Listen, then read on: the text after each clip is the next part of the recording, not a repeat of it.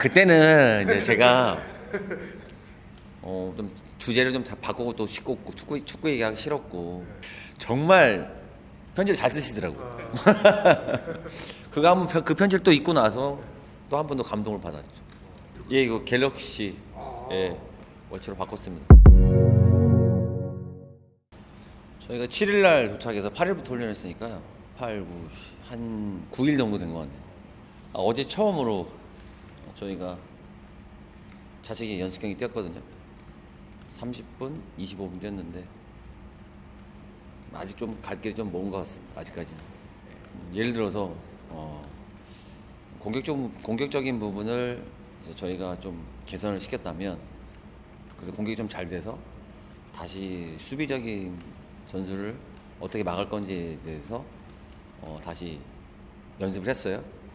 그러니까 또 다시 공격이 안 되더라고요.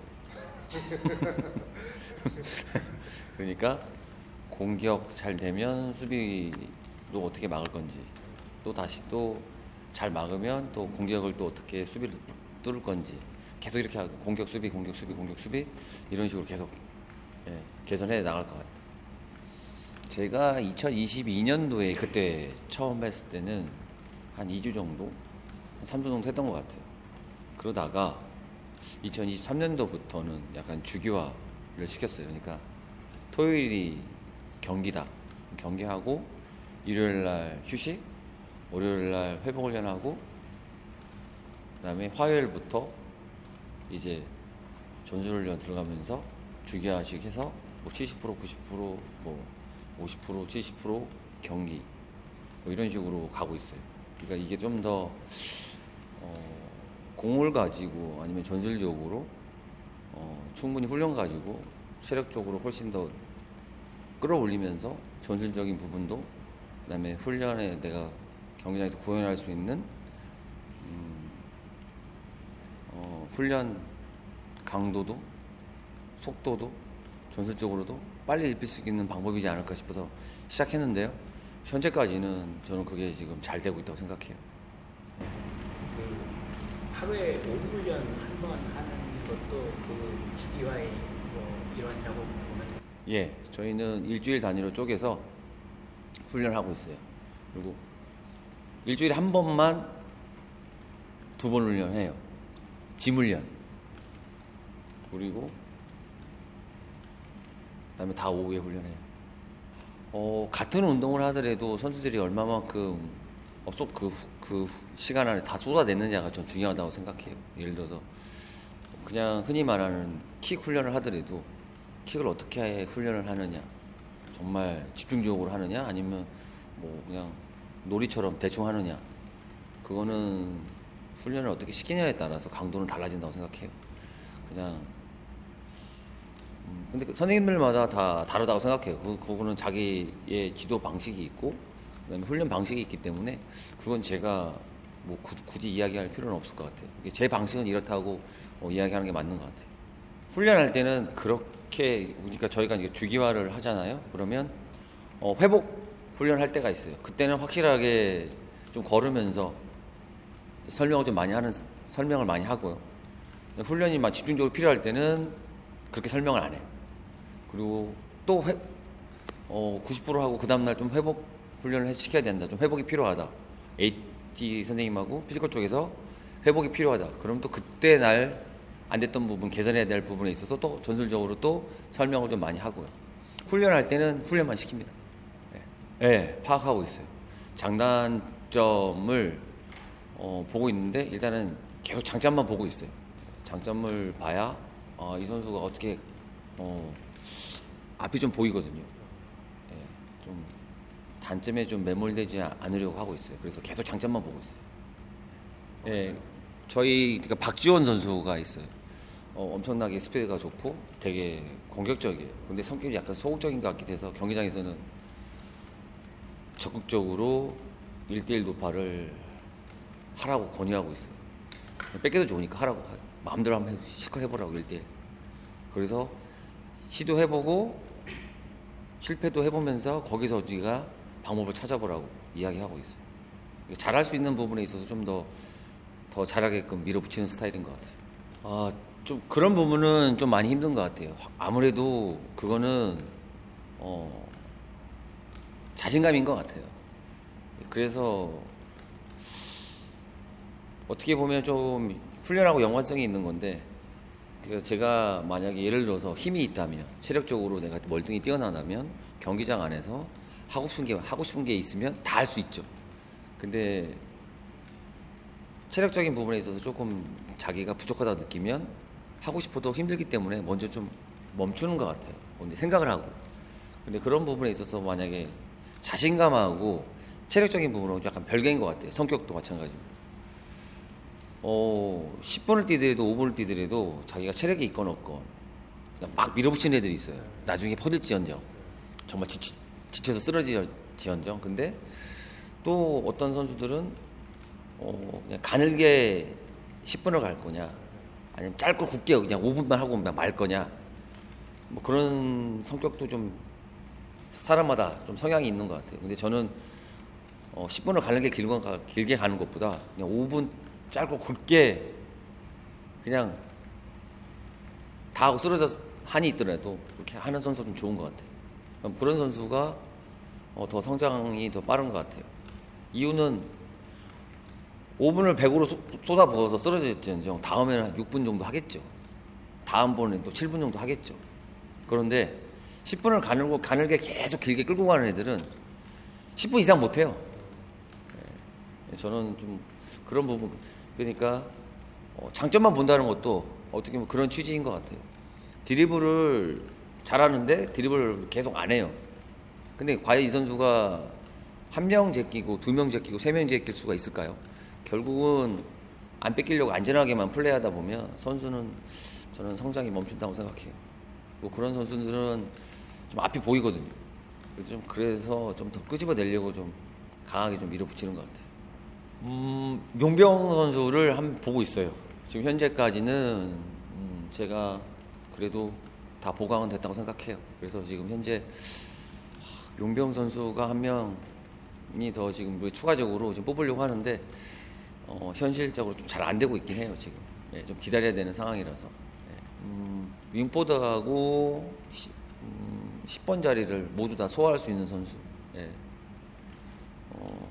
현재 브루노 실바 선수가 조금 컨디션이 안 올라오고 있어서 거기 좀 경쟁할 수 있는 선수가 필요하지 않을까, 뭐 그런 생각도 하고 있어요. 패진 선수는 역발잡이 윙어고 안쪽으로 들어와서 플레이할 수 있는 선수고, 그다음에 저희 팀의 뭐 이준재 선수, 이건희 선수는 좀 벌려서 사이드 라인을 좀 이용하는 선수고, 그리고 또 뭐 강성진 선수도 안에 들어와서 할 수 있는 선수고, 또 이상민 선수는 또 넓게 또 벌려서 할 수 있는 윙어들이 있거든요. 그땐 또 정동윤 선수가 또 안에 들어와서 플레이할 수 있는 풀백 자원이 또 있고, 뭐 두루두루 좀 그런 상황의 유형의 선수들을 계속 맞추다 보니까 또 상대에 따라서 또 병행이 또 돼야 되는 부분이 있어서 그런 부분까지 생각해서 패진 선수를 데려왔고, 그다음 헤이스 선수는 김지현 선수하고 일류체코 선수가 스트라이커 역할도 하지만 헤이스 선수가 스트라이커 역할도 할 수 있고, 그다음에 공격형 미드필더 역할도 할 수 있고, 또 때로는 브루노 실바 컨디션이 안 좋으면, 박지훈 선수 컨디션이 안 좋으면 헤이스 선수가 또 윙포드도 볼 수 있는 자원이기 때문에 그래서 제가 영입하게 됐죠. 근데 감독으로서 선수 욕심은 끝이 없는 것 같아요. 근데 다행인 거는 제가 가지고 있는 장점 중에 하나는 좀 이런 것 같아요. 좀 뭔가 지금 저희 어린 선수들이 지금 여기 한 14명 정도가 돼요. 이제 막 갓 졸업한 선수, 이제 고등학교 3학년에 이제 올라오는 선수, 이제 프로 1년차, 2년차 된 선수들, 뭐 그 선수들을 제가 훈련시켜봤는데 막 이 선수의 장점을 보면서 어떻게 하면 이 선수를 되게 만들어 볼까, 꿈을 좀 더 크게 만들어 줄까, 그거에 좀 많이 좀 더 코칭에 있어서 더 갈증이 있는 것 같아요. 그리고 그런 부분도 좀 제가 가지고 있는 장점 중에 한 개인 것 같아요. 네. 그래서 뭐 전술적으로도 지금 선수들을 입히고 있지만 이 어린 선수들을 키우는 재미도 솔직히 지금 많거든요. 그리고 재밌는 친구도 있고 그래서 조금 그런 부분에 있어서는 조금 훈련 전술적인 부분, 뭐 수비적인 부분, 공격적인 부분 아직은 좀 미흡하지만 그 선수들을 어떻게 키울지에 대해서는 재미는 있는 것 같아요. 막 이번에 좋은 말씀인 것 같아요. 제가 메탄 고등학교 선수를 잘 몰라요. 광주에 있다 보니까 메탄 유스 선수들을. 그런데 구단 측에서 저에게 추천한 선수가 3명의 선수가 있었어요. 제가 잘 모르는 선수들. 근데 그 선수들이 지금 합류를 시키자고 해서 제가 그러면 한번 보고 결정하겠다. 그래서 데려왔는데 현재는 그 선수들은 저는 아주 만족하고 있어요. 이 선수들을 그리고 메탄 고등학교 유스 선수들이 뭐 흔히 얘기하는 약간 좀 마인드 자체가 좀 약간 좋게 얘기하면 자신감이고 나쁘게 얘기하면 자만이라고 생각하거든요. 그런 선수들이 있기 때문에 그 선수들을 어떻게 좀 더 축구적으로 더 만족을 시켜서 더 발전을 시킬까, 더 성장을 시킬까. 확실히 그런 부분은 있는 것 같아요. 확실히 선수들은 기본적으로 갖고 있는 건 있지만 이 선수들이 성장하는 데 있어서 이제까지 어떻게 해왔는지 이 선수들이 하는 행동을 보면 그게 보여요. 그래서 어제 훈련하다가 2008년생 선수가 저한테 한번 호되게 혼났거든요. 그런 부분들이 좀 아쉬웠다면 아쉬웠던 부분이었던 것 같습니다. 그래서 앞으로 팀워크 구단하고 유스 관련해서 선수 관련해서 좀 많은 이야기를 지금도 하고 있어요. 그래서 그 선수들을 데려왔죠. 그 선수들 그 메탄 출신 3명뿐만이 아니라 뭐 지금 이제 팀에 있는 어린 선수들 2000년대 중반 선수들이 선수로서 발전의 끝은 없을 수 있지만 감독님의 축구에 잘 이렇게 녹아들어서 그걸 구현해낼 수 있는 정도까지 가려면 시간이 어느 정도 필요하다고 보세요?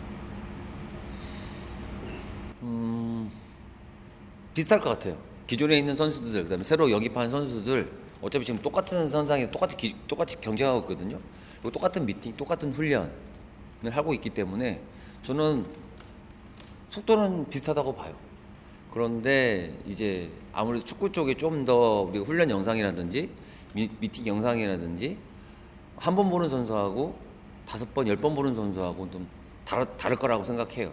그래서 훈련을 시켜보면 이 선수가 미팅을 한 번 봤는지 2번 봤는지 아니면 자기가 훈련한 거를 한 번 봤는지 3번 봤는지 보이거든요. 뭐 그거는 선수들 몫이라고 생각해요. 저는 따라오는 선수들한테 진도를 맞춰서 계속 앞으로 나아가야 될 것 같아요. 뒤처지는 선수들은 저희가 끌고 갈 수 있는 부분은 어느 정도 끌고 갈 수 있겠지만 시즌이 다가오면 다가갈수록 그거는 선수 몫이라고 생각합니다. 아까 자만이 이제 오만이 되면 안 된다고 그랬잖아요. 그래서 플레이에서 보면 과한 플레이가 있어요. 그러니까 자기 플레이에 자기가 취해가지고 자기밖에 안 보이는 거죠. 동료를 이용하지 않고 자기 재미에 그냥 자기가 그냥 축구를 하는 거죠. 그런 부분은 상당히 제가 뭐라고 하고 있어요. 결국은 축구라는 스포츠라는 게 골을 넣기 위해서, 그다음에 골을 먹지 않기 위해서 팀 전체 11명이 다 일사불란하게 조직적으로 움직여야 되는데 거기에서 좀 자기만의 생각만 가지고 플레이하는 그런 모습이 좀 과한 모습이 보여서 제가 좀 뭐라고 했습니다. 그리고 어리지만 저는 충분히 현재까지는 경쟁력을 발휘하고 있다고 생각해요. 그래서 만족하고 있어요. 그런 것 같지는 않고요. 저 스타 아니거든요. 저 스타 아니고요. 그냥 저는 그냥 평균적인 그냥 감독인데 선수가 성장하는 데 있어서 그런 것 자체를 몸에서 먼저 다 태도라고 보거든요. 그럼 결국은 그 선수는 나중에 선수들 같은 동료들 다 무시해요. 자기들이 좀 잘한다고 느끼면 어릴 때부터 잡아줘야 된다고 생각해요. 나중에 동료들이 있었기 때문에 같이 훈련해주는 동료들이 도와줬기 때문에 경기장 가서 같이 동료들이 도와줬기 때문에 데뷔 선수가 되고 해외 진출할 수가 있는 거거든요. 근데 그런 고마움을 지금부터 저는 가르쳐야 된다고 생각해요. 이런 비교가 뭐 적절한지는 모르겠지만 우리가 K리그에서 2014년에 이제 양민혁이라는 선수가 고등학생 신분으로 데뷔를 해서 굉장히 결과물을 냈잖아요.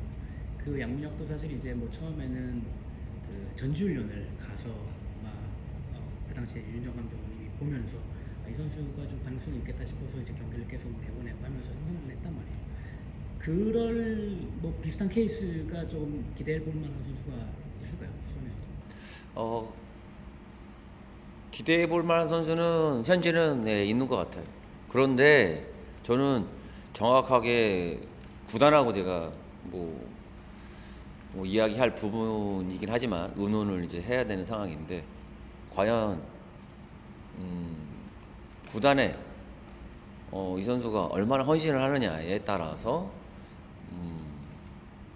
해외 진출이라든지 다른 이적에 관련 문제는 명확하게 구단하고 상의해서 만들어 놔야 될 것 같아요. 너무 어린 나이에 저는 나가는 것도 그렇게 큰 도움이 되지 않고 선수한테도 그다음에 구단한테도 큰 도움이 되지 않는다고 생각해요. 그건 이제 구단하고 잘 이야기해봐야 될 것 같아요. 그리고 그 선수가 알아야 될 건 제가 아까 얘기했다시피 구단이 있으니까 선수가 있는 거고 팀도 있는 거잖아요. 팀 안에서 동료가 도와줬기 때문에 대표 선수가 될 수도 있었던 거고 해외 진출 기회도 얻는 거란 말이죠. 그럼 그런 고마움을 저는 알고 있어야 된다는 얘기죠. 자기가 또 다른 얘기지만 또 얘기가 그럼 뭐 약간 비슷한 예를 들어서 똑같은 거예요. 20골을 넣고 팀이 강등이 되느냐. 내가 그렇지만 골을 못 넣었지만 내 주위에 있는 선수들이 5골, 7골, 어시스트를 뭐 3개, 4개, 7개를 했어요. 그래서 팀이 성적이 좋아요. 그러면 어떤 선수가 과연 20골을 넣었는데 강등이 된 스트라이커. 근데 자기 때문에 주위의 선수가 어시스트라든지 골을 넣어서 팀이 성적이 좋아요. 그러면 어떤 선수가 더 팀에 헌신하는 걸까요? 그거에 대해서 한번 정확하게 우리 어린 선수들이 좀 알아야 될 거라고 생각해요. 어린 선수들 이렇게 보면 자기가 어떤 지도자한테 어느 정도 위치에 올라오면 더 이상 배울 게 없어라고 이야기하거든요. 그리고 나서 자신감이 오만해지기 시작하거든요. 근데 결국은 근데 그거는 저는 자기가 혼자 큰 게 아니거든요. 다 모든 사람들이 코치 선생님들, 그다음에 치료해주는 AT 선생님들, 그다음에 경기를 분석해주는 분석팀, 그리고 같이 훈련을 같이 연습 상대를 해주는 경기 안 나가는 선수들, 그리고 동료 선수들이 있었기 때문에 자기가 대표 선수가 되고 연령별 대표 선수가 되고 해외 진출 기회를 얻은 건데 그런 거를 무시하는 선수는 저는 구단하고 심각하게 얘기를 해봐야죠.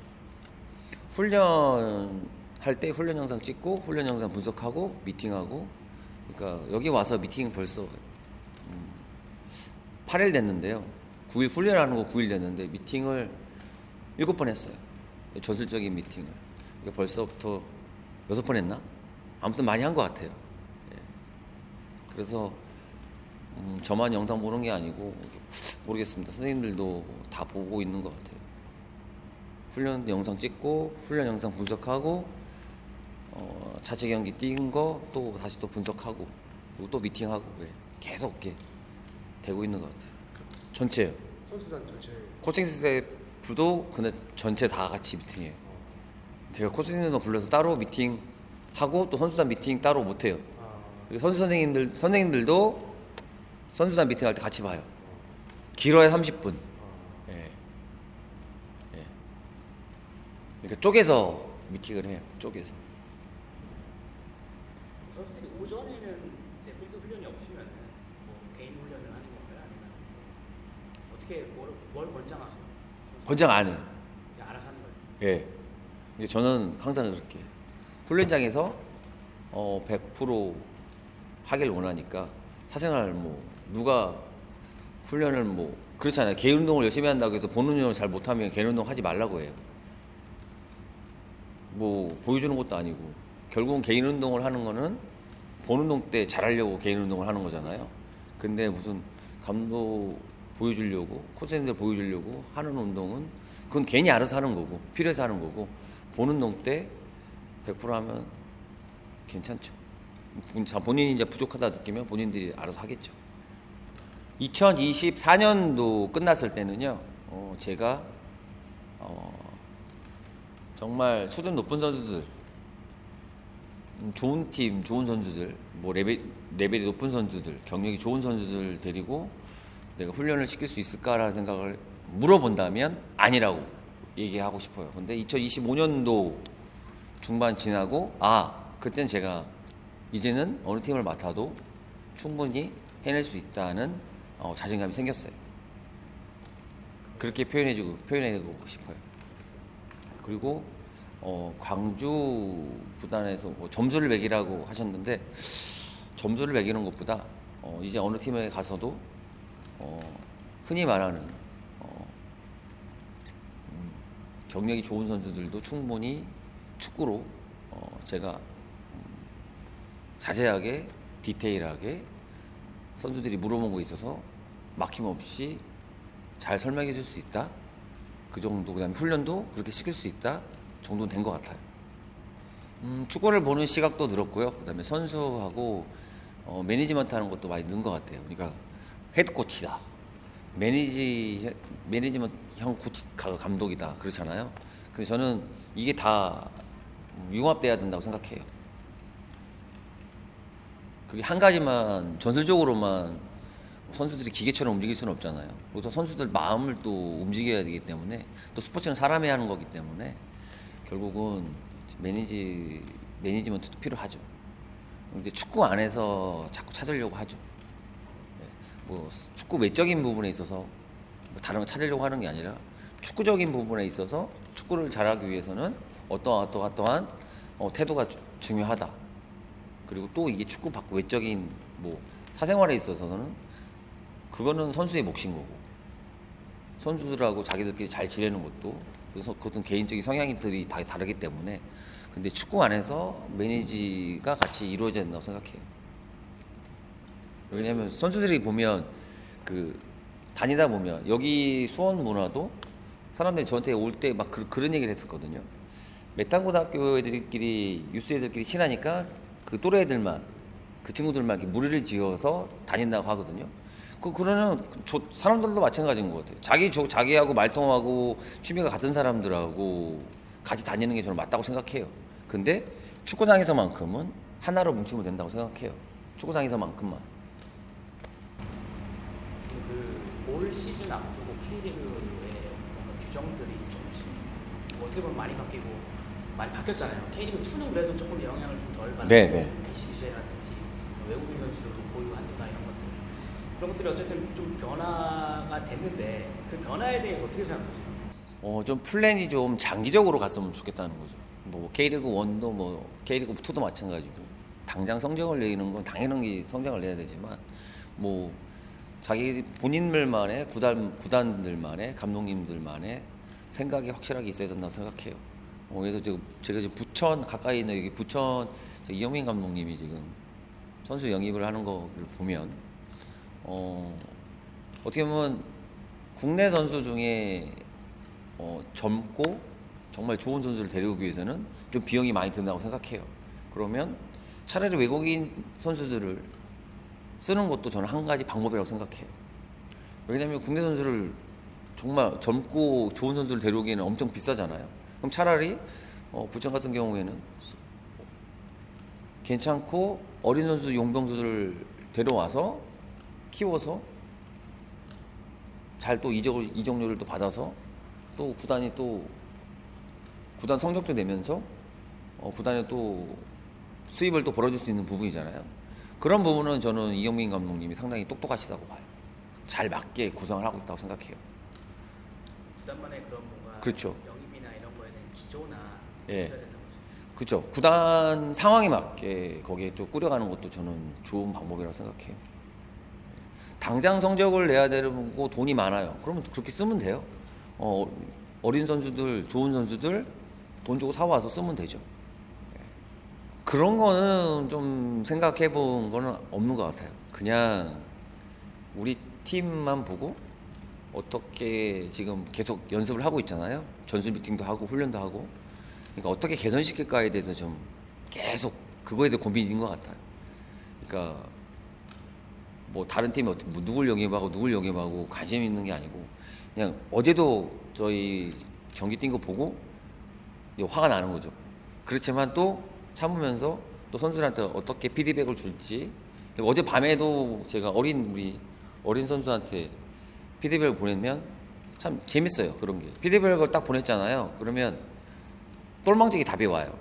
그럼 예, 영상을 잘라서 보내고 피드백 보내고 요즘에 제가 또 뭐 하나 또 늘어가지고 그 화면에 있어서 제가 캡처를 해서 어떻게 움직여야 될지를 제가 이제 영상 보내주고 피드백 보내주고 사진 하나 해서 사진으로 해서 제가 이렇게 어떻게 움직이라고 제가 그려서 보내주거든요. 그러면 똘망지게 대답이 오거든요. 그러니까 그게 너무 재밌어요. 예, 그런 부분이 좀 재밌는 것 같아요. 제가 이제 이걸 한 가지를 이렇게 물어보고 네 생각은 어떠냐고 물어봐요. 그럼 제가 분명히 두 가지 옵션이 더 있거든요.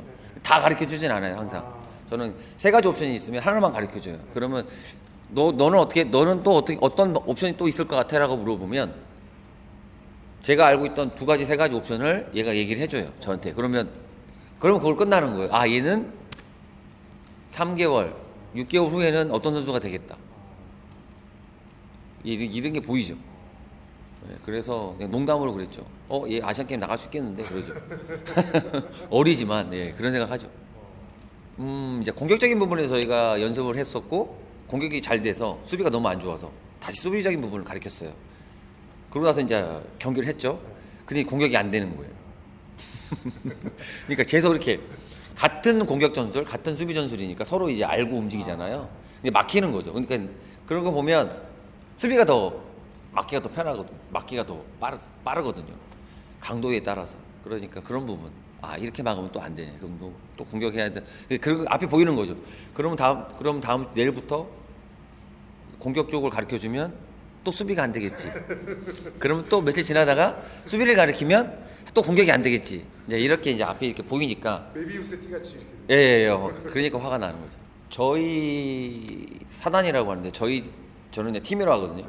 저희 팀이 맞는 구단은 1차 전지훈련은 거의 연습 게임 안 하죠. 이영민 감독님께서 혹시 마지막 날 연습 게임 할 거니까 안 할 건데 그랬어요.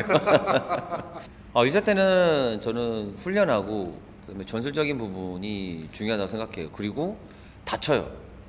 이게 좀 뭔가 좀 무리하는 것 같아서. 그리고 또 저희 피지컬 쪽하고 웨이트 선생님들이 안 된다고. 현재는 그냥 몸만 만들자고. 이게 저희는 몸을 볼 없이 뛰고 막 그렇게 만드는 게 아니고 주기화 시켜서 볼 가지고 계속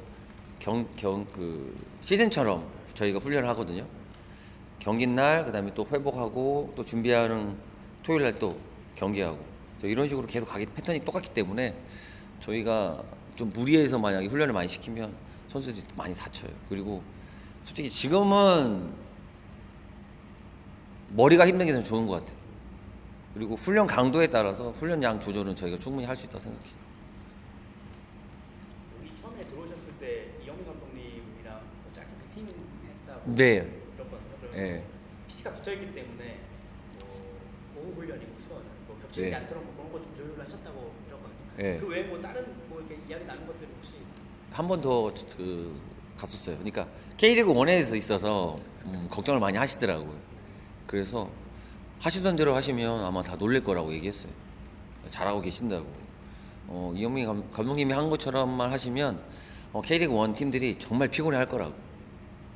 지금처럼 하시면 된다고 이야기했어요.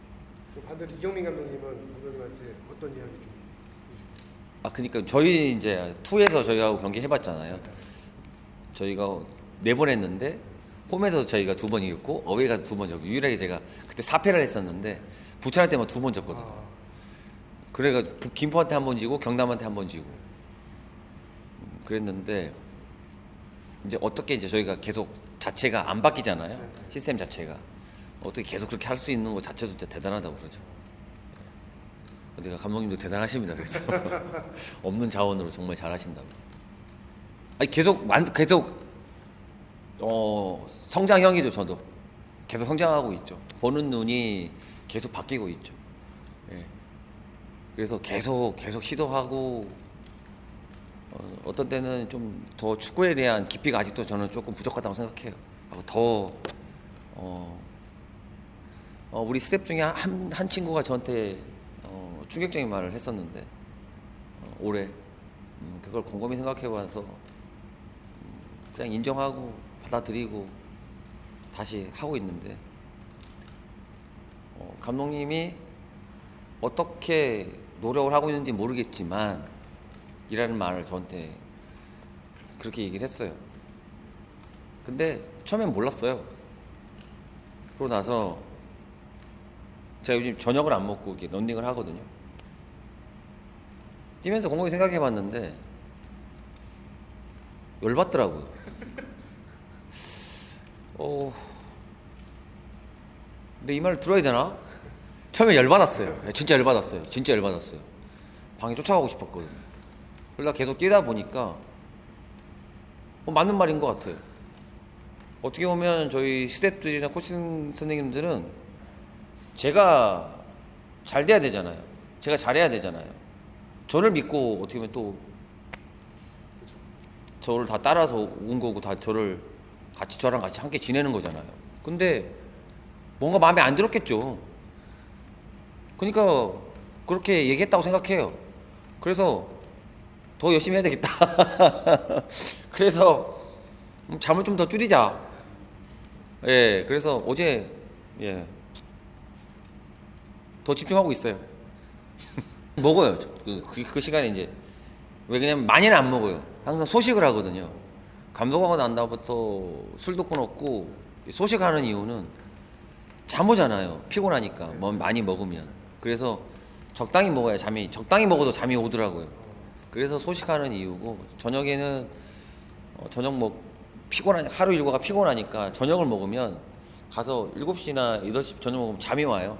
그래서 잠자기 싫어가지고 그래도 바나나나 계란 이렇게 챙겨놓고 먹죠. 하나씩. 처음엔 몰랐어요. 처음엔 몰랐는데 상상은 했죠. 2년 전에 2년 전에 여기 수원 삼성에서 오퍼가 왔으면 그때 오고 싶었던 팀이었고 그러다가 작년 여름에 아마 저희 와이프하고 축구 보자고 그 삼성 경기 축구 보러 수원 삼성 경기 축구 보러 왔을 때 그때 그 생각을 했어요. 상상을 해봤죠. 그 팬들이 엄청 많이 왔었잖아요. 만약에 내가 여기 수원 삼성 감독이 돼서 야 잘못하면 욕을 엄청 먹겠구나 그 생각을 하면서도 내가 만약에 똑같이 잘하면 어마어마하게 큰 팬덤에서 힘을 얻지 않을까.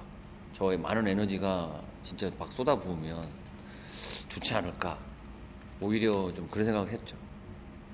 그래서 이제 아무래도 이제 둘 중에 하나겠죠. 근데 감독은 뭐 어디 팀을 맡던 작은 팀을 맡던 인기가 큰 팀을 맡던 인기가 없는 팀을 맡던 인기가 많던 팀을 맡던 결국은 성적이 나쁘면 욕먹는 건 매한가지인 거예요. 욕을 인기가 없으면 욕을 조금 먹느냐 아니면 인기가 많은 팀을 맡아서 욕을 크게 먹을 거냐 이왕이면 크게 먹는 게 낫죠. 예, 시원하게 먹는 게. 근데 또 반대로 잘하면 또 시원하게 또 칭찬받고요. 예. 조심하기보다는요. 어떻게 보면 좀 이제 다시 또 이제 되돌아가야 되는데 광주로 2022년도에 제가 광주 감독이 됐을 때 누구 하나 저를 알아봤겠어요. 2023년도 때도 마찬가지인 거고요. 이 광주라는 도시를 알려야 됐고 광주 FC가 광주시 안에 있는 팀인지도 몰라요. 군 상무인 줄 알아요. 네. 그리고 우리 선수들을 알리려면 뭔가라도 해야 될 것 같더라고요. 그래서 그렇게 시작했던 건데 저도 모르게 좀 과했죠. 그래서 지금은 제가 그렇게까지 해서 저를 어필할 필요는 없다고 생각해요. 그냥 축구적으로 이제 더 많은 축구 관계자들, 미디어나 팬분들한테 이제 축구로 만족시키는 게 맞다고 봐요. 그래서 자제하는 게 아니고 좀 축구 쪽에 더 집중하고 있는 거죠. 이건 조금 가벼운 질문일 수도 있는데 그 흑수저라는 약간 그런 이제 느낌이 막 뭐 누가 먼저 이 얘기를 꺼냈는지 모르겠지만 그렇게 좀 이 포지셔닝이 되어 계시잖아요. 그때 따지고 보면은 뭐 K리그에서도 선수 시절에도 감독님만큼 많이 뛴 선수도 사실 전체적으로 봤을 때는 많지도 않고 200경기 이상이라는 게 대단한 거예요. 어떻게 하다가 이렇게 흑수저 출신 감독 막 이렇게 포지셔닝이 됐다고 보세요? 직접 말씀하신 거예요? 아니면은 뭐 언론이 이렇게 만들어낸 거예요? 저는 그냥 가만히 있었어요. 저는 그냥 가만히 있었어요. 예, 언론에서 미디어에서 좀 많이 좀 그렇게 좀 부각을 시킨 것 같아요. 저는 제 입으로 그렇게 얘기한 적은 없거든요. 그냥 프로 생활은 했죠. 그렇지만 솔직히 모르셨잖아요. 제가 2022년도에 제가 저기 프로팀 감독 그 강주 FC 감독할 때 뭐지? 아마 다 그랬을 것 같아요. 그 정도. 그래서 아무래도 이제 좀 화려한 선수 생활 경력을 끝내고 이제 바로 이제 감독을 하시는 분들하고 이제 비교가 되니까 또 코치 생활도 오래 많이 했잖아요. 그랬으니까 아마 그렇게 그냥 언론에서 이야기한 것 같아요. 저보다 못하신 분들도 엄청 많죠. 프로 경력이 없으신 분도 많으신데 그분들이 진짜 오래 안 하고 막 감독이 먼저 막 되는 그런 케이스들도 많이 있었잖아요. 네. 그러고 보면 결국에는 좀 성적이 많이 안 나오는 경우도 있고 그리고 뭐 밖에서 봤을 땐 당연히 이제 코치로서의 내공이 좀 되게 중요하다고 판단이 되는데 뭐 요즘에 그런 세태 이런 것들은 좀 어떻게 생각하세요? 이게 좀 그러면 짧은 코치 경력에도 불구하고 그런 감독으로 되게 좀 선임을 하는 그런 문화가 또 많이 있었거든요. 유명세만 따지고 보고. 근데 이제 그걸 또 뭔가 바꾼 감독님이신 것 같기도 하거든요. 그런 문화 자체를. 그것도 한번 제가 많이 생각해 본 적이 있어요. 과연 코치 경력이 10년, 15년, 뭐 7년이 돼서 감독을 잘하는 사람이 있냐? 아니면 선수 생활 끝나자마자 자격증을 갖추고 있어서 바로 감독이 돼서 잘하는 사람이 있냐? 찾아보니까 있더라고요. 해외에 많아요. 파브레가스도 마찬가지고 해외에도 아주 유명하게 해서 끝나자마자 바로 그냥 감독을 해가지고 성과 내는 분도 많아요. 근데 그거는 그 사람의 능력이라고 생각해요. 그리고 그 사람 그런 능력을 잘 보는 구단 분들인 거죠. 저는 경력이 지도자 경력이 오래돼서 지도자 경력이 짧아서 그거는 중요치 않다고 생각해요. 그 사람이 갖고 있는 만약 능력치라고 생각을 해요. 예를 들어서 해외 연수 많이 가잖아요. 해외 연수를 매일 가시는 분도 있어요. 많아요. 근데 축구가 똑같아. 그런 분들 많잖아요. 그러니까 해외 연수는 항상 가서 공부한다는데 그분들이 보면 10년 전이나 지금이랑 똑같아요. 그래서 가끔 이 사람마다 우리 선수들도 마찬가지거든요. 같은 영상을 제가 피드백을 보는다고 같은 영상을 보내요. 그럼 보는 눈이 달라요. 아까처럼 두세 가지 옵션을 보는 선수가 있고 왜 보냈어요? 이렇게 물어보는 애들도 있어요. 그러니까 확실히 보는 눈이 다른 거죠. 같이 운동을 해도 같이 미팅을 해도 성장이 빠른 애가 있고 더딘 애가 있잖아요. 그런 차이인 것 같아요. 근데 경력이 뭐 화려하신 분이 은퇴하자마자 바로 지도자 했는데 성공하는 분은 많아요. 그리고 지도자 경력 오래 해가지고 코치 생활 오래 하고 감독 딱 맡았는데 폭망하는 지도자분들도 많고 구분이 좀 있는 것도 있는 것 같아요. 예를 들어서 어떻게 보면 좀 내가 예를 들어서 감독이다. 근데 감독은 다 할 수는 없잖아요. 이게 좋은 분들을 같이 데리고 와서 그분들하고 같이 역할 분담을 하면서 힘을 합쳐서 가는 팀이 있고 근데 그 어떻게 보면 또 그런 사람들은 코치는 못하죠.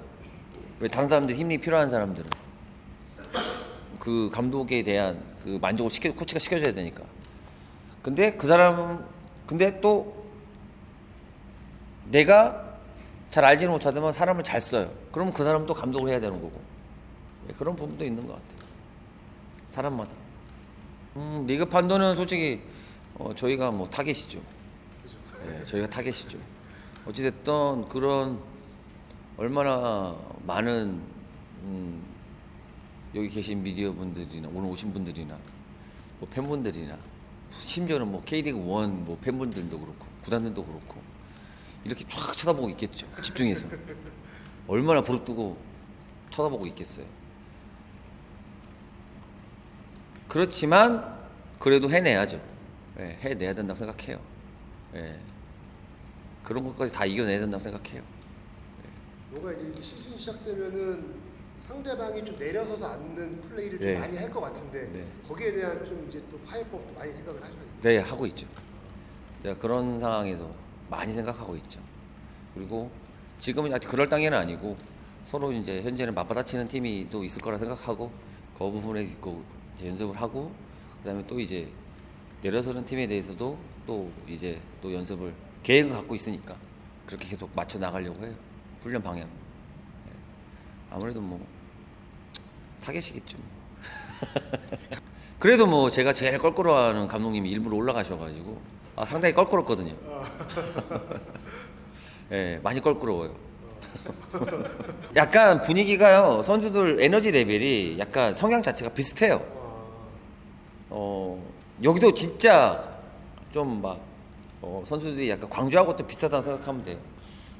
좀 광주 선수도 그렇고 부천 선수도 있고 여기서 좀 더 잘해서 내가 더 좋은 대우를 받고 타 팀으로 또 이적하고 그리고 또 경기 못된 선수들을 또 다시 와서 내가 스텝업을 할 수 있는 팀이라 생각을 그때 했던 것 같아요. 똑같아요.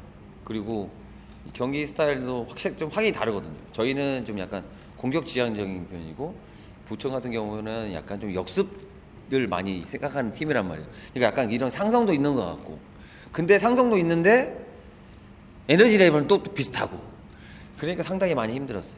그리고 또 이경민 감독님이 또 광주가 우리 내 어떤 성향인지 잘 아시고 예. 그런 부분이 좀 약간 그래서 조금 힘들었죠. 2022년에 광주 소속으로 K리그 2에 있을 때랑 지금 K리그 2는 뭐가 좀 바뀐 것 같으세요?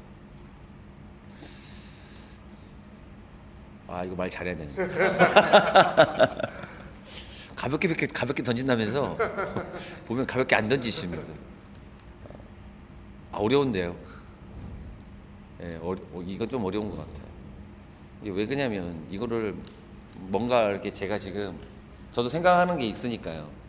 왜냐면 K리그 1을 준비하고 K리그 2를 준비하고 그리고 제가 또 K리그 1에 있다가 또 다시 또 K리그 2로 다시 왔기 때문에 근데 이거는 좀 잘 풀어야 될 것 같아요.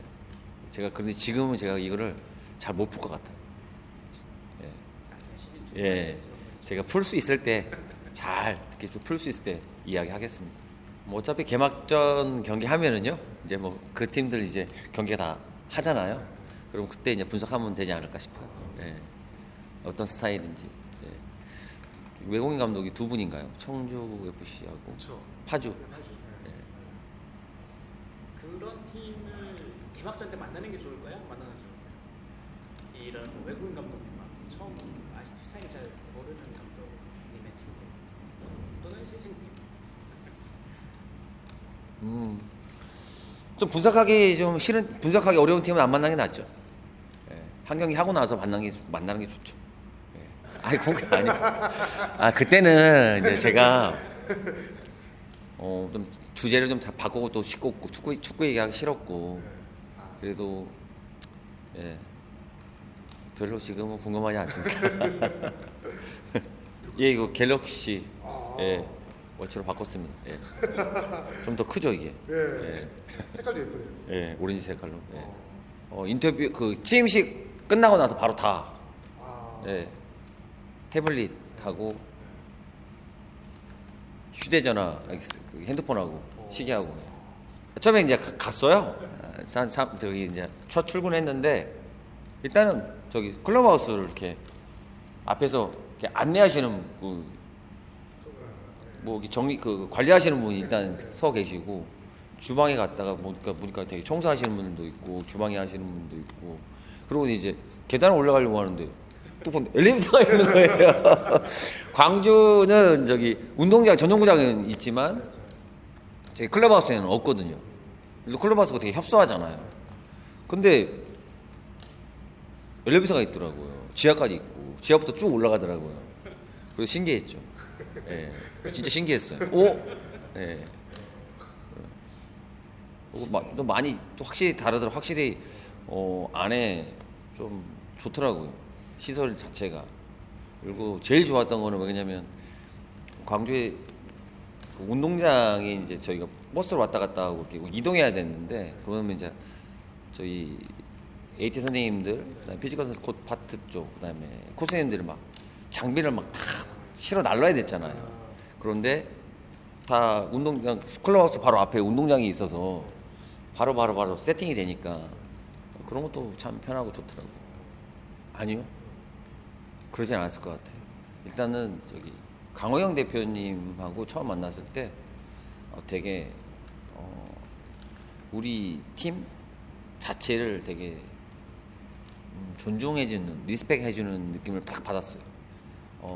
인간적인 분이다라고 생각했어요. 그래서 항상 저는 그렇게 생각하거든요. 스포츠는 사람 마음을 움직이는 거잖아요. 근데 이런 휴머니즘이 없으면 과연 내가 성공할 수 있을까? 축구가 정말 내가 원하는 축구를 할 수 있을까? 그런 게 좀 많이 제일 중요했던 것 같아요. 아니요. 그렇게 하면 망해요.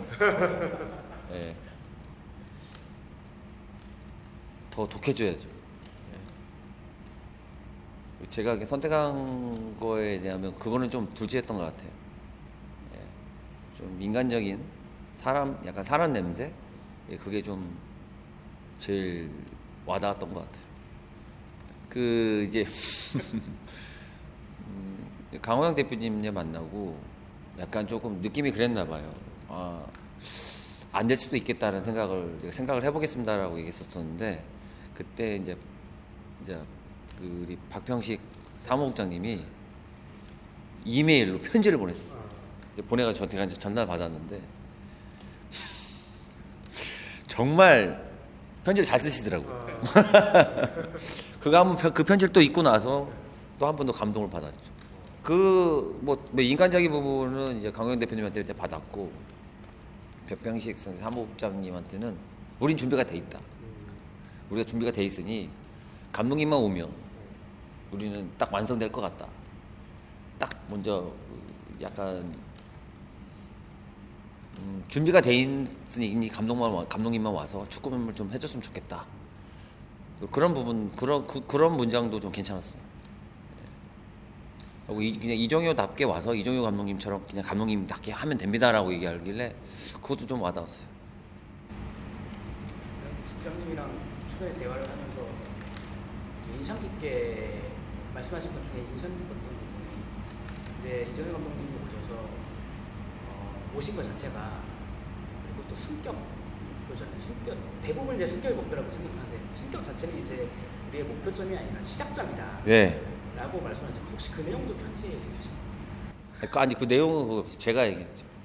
기준을 높였으면 좋겠다. 지금 승격이라는 단어는 쓰지 않았으면 좋겠다. 어쨌든 승격은 당연히 이제 올라가는 과정이고 그거부터 네. 시작적으로 더 높은 곳을 바라봐야 예, 좀 높은 곳을 좀 봤으면 좋겠다. 예, 제가 그 정도 하려고 오진 않았다. 그렇게 얘기했죠. 예, 그거에 만족하려고 오진 않았다. 기준점을 좀 높였으면 좋겠다라고 얘기했죠. 제가 그냥 농담인데요. 제수스 만나가지고 다시 욕하면 제가 이번에 욕해야 돼요. 한국에서 만날 일은 없고, 그렇죠? 예, 그 감독을 다시 만나려면 예를 들어서 그 감독을 만나려면 제가 아시아 챔피언스리그 나가야 돼요. 그 사람이 있는 곳으로 제가 가야 돼요. 그 사람이 올 일은 없거든요.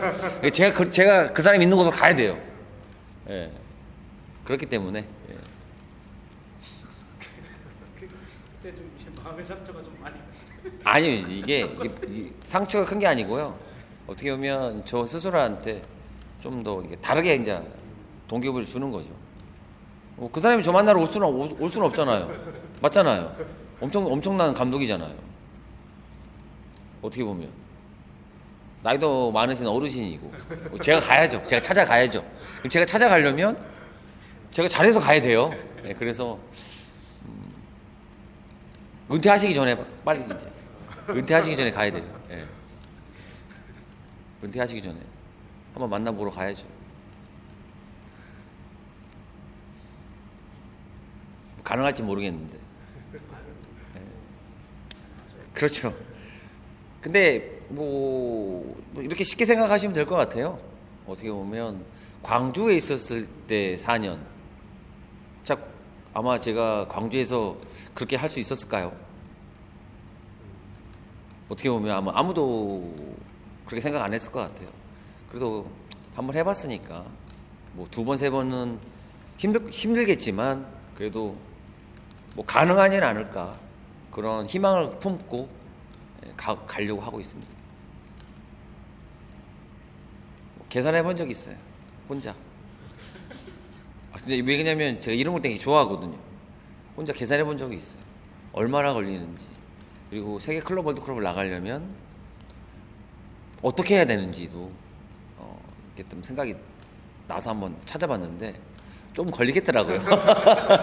뭐 단계별로 승격하고. 어쨌든 2에서 1로 K리그 2에서 1로 올라가야 되고 1에서 뭔가 또 순위 안에 들어야 되고 그래야 아침을 나가고 아침에서 또 뭔가를 해내야 또 몇 년도에 또 나갈 수 있고 근데 그것도 한 번이라도 미끄러지면 안 돼. 한 번이라도 미끄러지면 다시 시작해야 되니까. 예. 그래서 신발 좋은 걸로 바꿨어요. 안 미끄러지는 걸로. 예. 엄브로로 바꾸셨어요. 예, 저희 엄브로로 바꿨습니다. 예. 근데 그게 오로지 감독님만의 힘으로 할 수 있는 건 아니잖아요. 그렇죠, 그렇죠. 당연히 이제 뭐 그 팀의 도움도 당연히 많지만 예, 구단의 또 지원도 합도 잘 맞아야 돼요. 그렇죠. 모든 게 타이밍도 잘 맞아요. 일단 그러니까 구단에서 합은 지금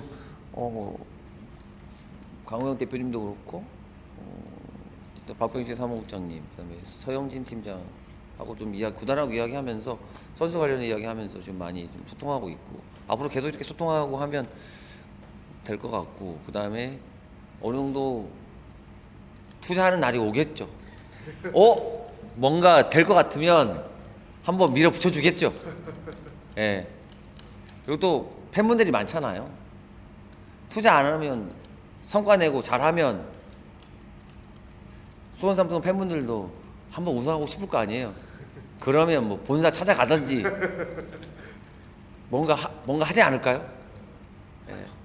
예. 뭔가 좀 제가 달아오르게 만들면 뭔가 방아쇠를 당기면 무슨 전환점이 필요할 때 그때 한번 해주지 않을까 싶습니다. 지금은 이제 어떻게 보면 초석을 잘 다져놔야죠. 지금은 이제 자갈을 아주 그냥 잘 깔아보겠습니다. 안 무너지게. 그런 것도 제가 이제 좀 넘어선 것 같아요. 누가 나를 어떻게 뭐 인정을 해주든지 아니면 비판을 하든지 뭐 생각하는 사람 늘의 몫이고 그다음에 나를 바라보는 시선의 차이라고 생각해요. 뭐 나를 좋아하는 사람도 있고 싫어하는 사람이 있을 거고 그거는 뭐 그 사람들만의 이제 다 생각이 있는 거니까. 그리고 그런 건 뭐 그렇게 뭐 이제 연연하고 싶은 생각은 없습니다. 결국은 미끄러지면 다시 일어설 수가 없는 사람이기 때문에 항상 그런 생각 가지고 준비하고 있다고 생각하면 될 것 같아요. 저는 정말로 좀 뭐라고 해야지 좀 신나거든요. 그런 문화가 1000명하고 5000명하고 10,000명하고 다르잖아요. 이게 저는 좀 팬분 고맙죠.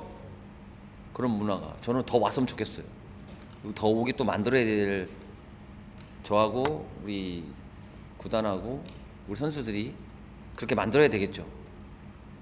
그래서 저는 이 많은 팬분들한테 좋은 경기, 그다음에 좋은 팀으로 우리 선수들이 경기장에서 좀 잘 퍼포먼스로 보여줬으면 좋겠어요. 말 그대로 자신감이 좀 오만으로 좀 바뀌지 않는 우리 선수들. 약간 좀 그런 것도 있는 것 같아요. 어린 선수들을 자꾸 잡는 이유는 좀 팬들의 영향도 많이 좀 받는 것 같아요. 못하면 너무 좀 막 주눅 들고, 잘한다고 잘하면 너무 좀 오만해지고, 그런 일관성을 좀 우리 팬분들이 좀 잘 만들어줬으면 좋겠어요. 예. 못하면 못한다고 욕하시고, 잘하면 잘한다고 진짜 칭찬 더 잘해주시고, 뭐 그런 것만 좀 잘 해주시면 좋을 것 같아요. 근데 우리 선수들한테도 바라는 게 또 있죠. 좀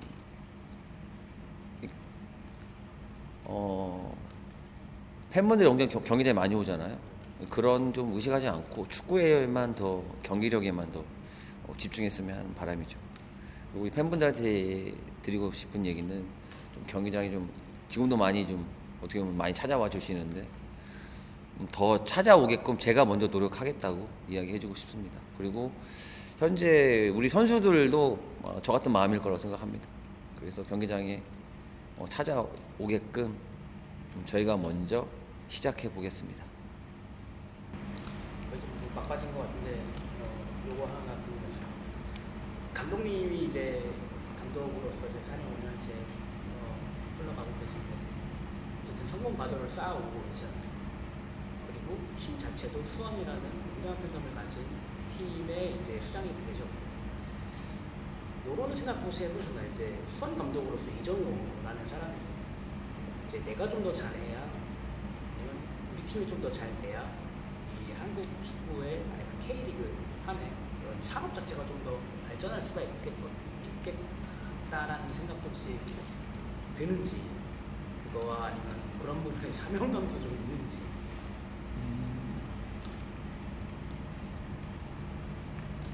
그거는 아까 이야기한 거하고 마찬가지인 것 같아요.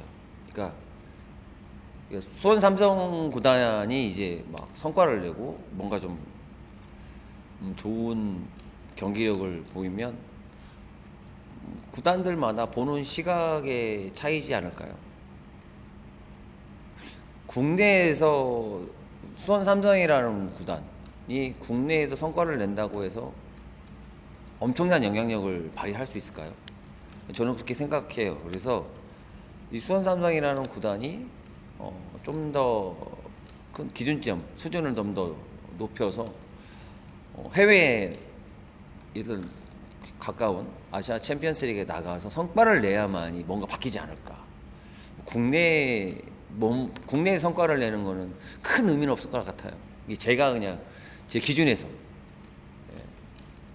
지금은 더 구단이 큰 만큼 좀 더 높은 곳에 가서 성과를 내고, 그다음에 내가 저희 축구를 보면서 예를 들어서 느끼시는 투자가 필요하다고 느끼시는 구단 관계자분들, 아니면 우리가 하는 축구에 있어서 뭔가 영향력을 받아서 지도자분들이 우리 수원 삼성의 축구를 보고 뭔가 영감을 얻어서 그분들이 다르게 축구를 또 보는 관점이 달라져서 발전한다든지, 아니면 유스 지도자분들이나 아마추어 지도자분들, 그분들도 영향을 받아서 더 지도자분들이 자기 본인들의 능력을 더 개발하기 위해서 노력을 한다든지, 그거는 우리하고는 별개인 것 같아요.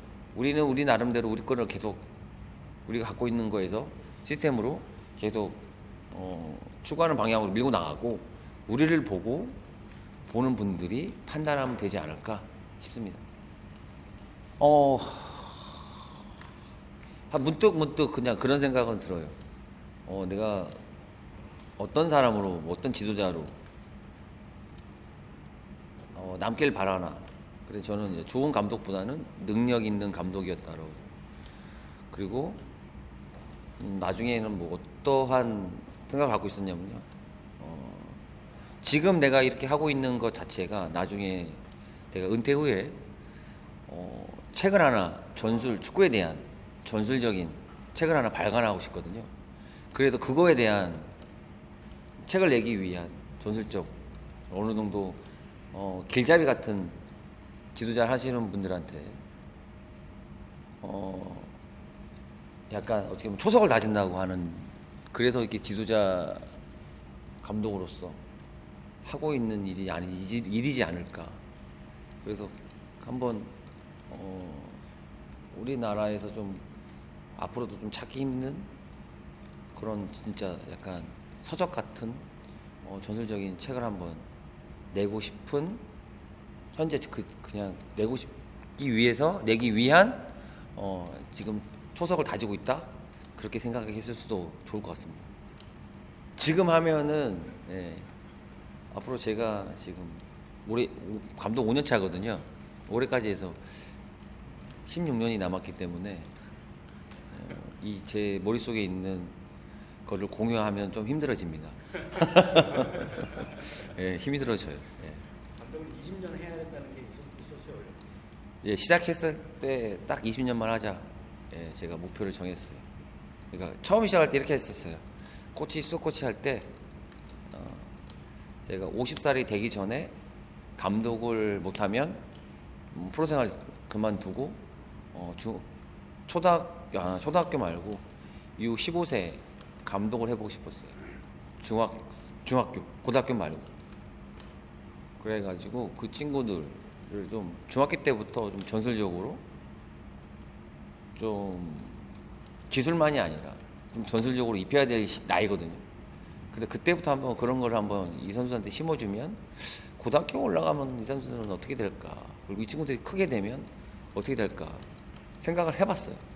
근데 또 이게 역효과도 있을 것 같더라고요. 이게 보면 제가 생각이 항상 골을 물거든요. 항상 뭐든지. 근데 중학교 때 그런 전술적인 부분 포지셔닝을 했어요. 근데 고등학교 갔는데 안 해. 그러면 또 그런 생각이 들더라고요. 그래서 아까 제가 얘기했다시피 좀 약간 기본적인 서적으로 책으로 내면 그래도 어느 정도는 비슷하게 하지 않을까, 그 생각도 들더라고요. 한국 축구를 발전하게 시키기 위해서는 그런 생각 들었습니다.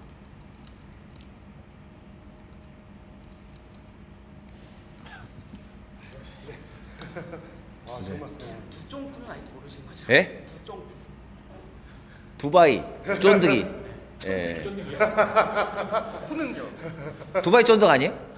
쿠가 나와요. 쿠가 나와야 되는데 두쫀 쿠잖아요. 두쫑쿠. 두바이 쫀득이 쿠키예요? 쫀득은 아니고 쫀득 쿠키. 쫀득 쿠키. 그거를 부산에도 있다고 하더라고요. 그래서 와이프가 오픈런 해가지고 1인당 4개인가 6개밖에 안 준대요. 저는 아직 못 먹어봤어요. 근데 그게 거기 보관하는 게 일주일인가밖에 안 된다더라고요.